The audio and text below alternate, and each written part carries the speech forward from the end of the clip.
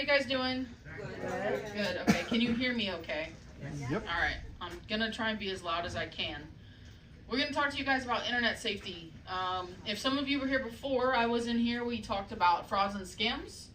And I'm with my team here. I'm Corporal Lewis. This is Scott Wilfone, his wife Terry Wilfone, and my partner in crime, Kristen Perkins. She's new to our office in our community services department. I've been with the Sheriff's Office for 12 years. I've worked in many capacities to include road patrol, field training, school resource officer, and now currently in the community services division. And what we do is we go around and give presentations about things like frauds and scams, internet safety, active shooter response to help people understand how they should respond in the event of a terrible act like that. And then we do other things like home security surveys, business surveys, and just travel the county doing that. So thank you for having us here today, and we're going to talk to you about some internet safety. How many of you have a phone or a computer that can get onto the internet? Yeah, especially your phones. All right, so those things can be dangerous. And part of the danger is how much time you spend on it. Average person spends about 2.5 hours a day on social media. Pretty sure it's more than that now. Especially our younger generations that have TikTok. They're spending probably close to 2 hours alone just on TikTok. That's not including the other social medias. And these things, all of Reddit, Instagram, Facebook, Snapchat, Twitter, YouTube, YouTube especially because you're watching a video, it may be a 30-minute video, so you're spending 30 minutes just for one video and moving on to the next. So you're spending a lot of time on those things. Sorry guys, my clicker's not wanting to work as far today as I would like it to. So with that, part of this is talking to people. Usually we aim it towards children that are super young to make sure they're not talking to people they don't know. But for you guys, how we're going to present this is don't get scammed through the internet, okay? And understand that people will use the internet to try and get your information from you, okay? And the amount of things that happen on the internet, such as, unfortunately, sex trafficking, that stuff happens. Sexting, things of that nature, especially with kids. What they're doing is they're using the internet to talk to kids, to get them to think they're talking to someone really cool, and oh, I really like that boy, and it's not the person they think they're talking to, and it's somebody who is a lot older and is using them to explicit their pictures to then use it against other people, okay?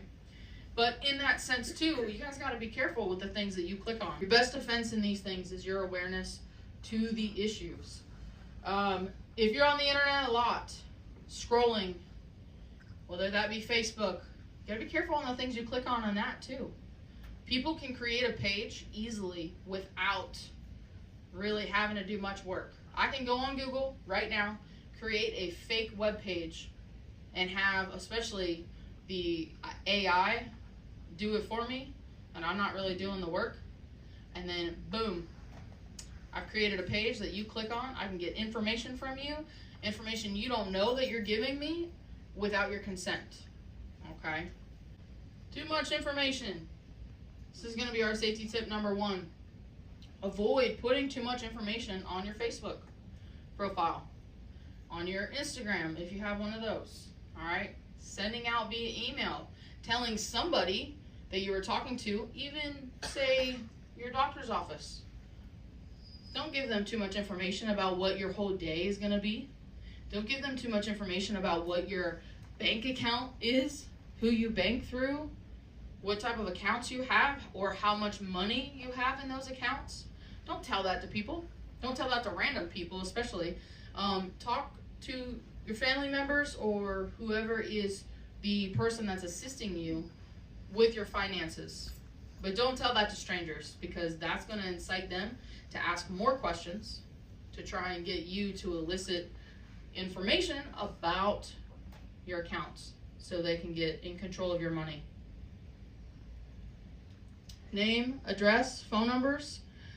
That's the biggest one right there. Do not ever put your social security number anywhere on the internet if you do not have to. Okay? Banks, if they call you, for one, they usually don't call you. You have to call them. Okay? They will not request your full social. If you call them and say, hey, I think fraud happened, they're going to ask for you to verify the last 4 of your social security number. And that should be it. If they ask you for the whole thing, that's a red flag. Don't do that. Don't give them your information. And verify with somebody, okay, what it is. Make sure that you're actually talking to the bank personnel that you need to be talking to. Your place of birth.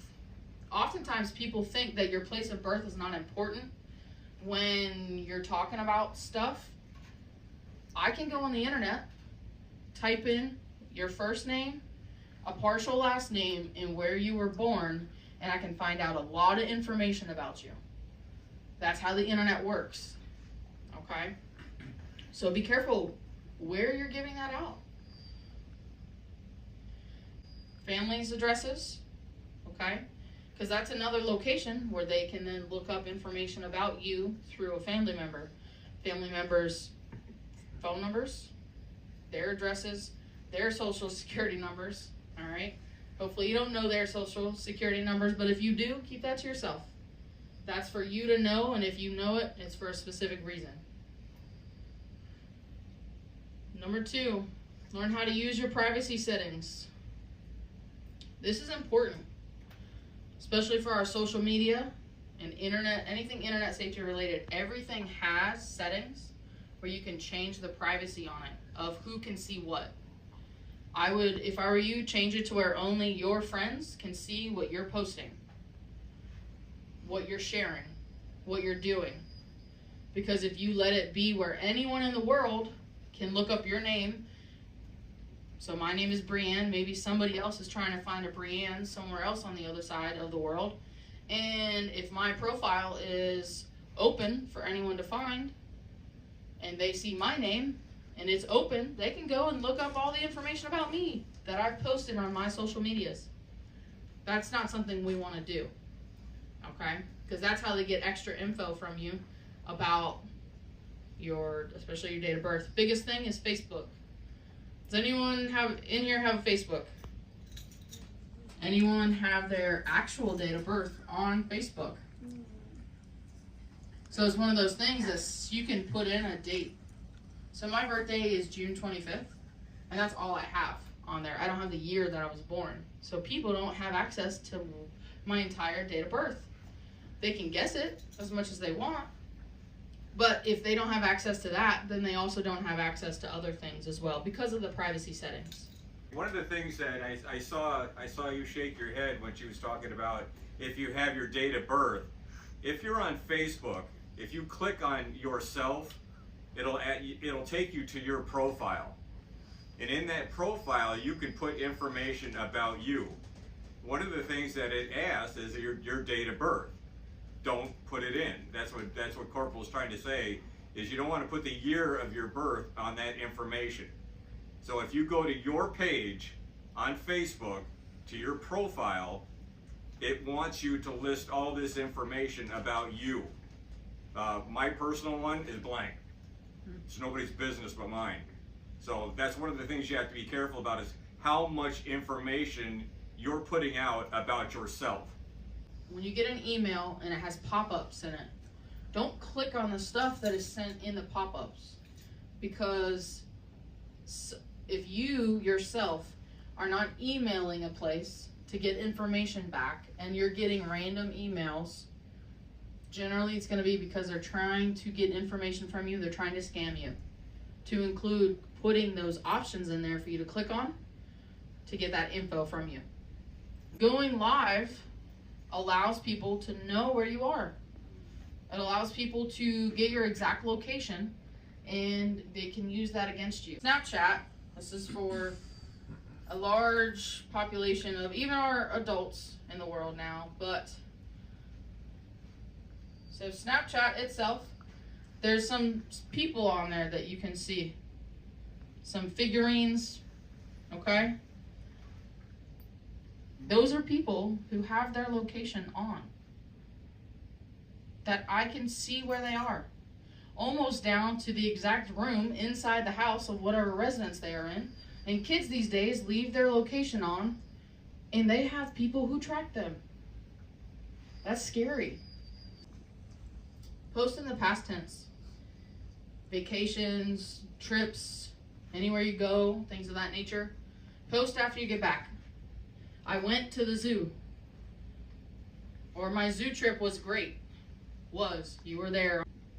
Don't tell people when you're gonna leave. Oh, putting on Facebook, oh, I'm leaving next week for a trip to Texas. I won't be back for 2 weeks. That tells everyone and anyone you're not gonna be home, okay? And this is great knowledge, things to know, so you can tell your friends, tell your family members. You don't post about that stuff. Don't tell people when you're about to leave. If someone online asks for pictures, don't send pictures to people that you don't know. If someone online wants to meet in person, that's a big one. Don't go meet them in person. Don't be that person, oh, I'll pay for you to come down here, to fly down from, the state of Maine. No.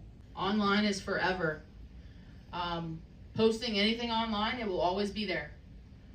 It does not go away. QR codes that you can scan with your phones nowadays. I can create a QR code that pulls information from you. It can tell me a lot about you. Stuff maybe you don't think about when you see it out and about, and you go, oh, that's a great idea. I'm gonna scan that QR code. And then now somebody, whoever created that QR code, has information about you, and you have no idea who created it.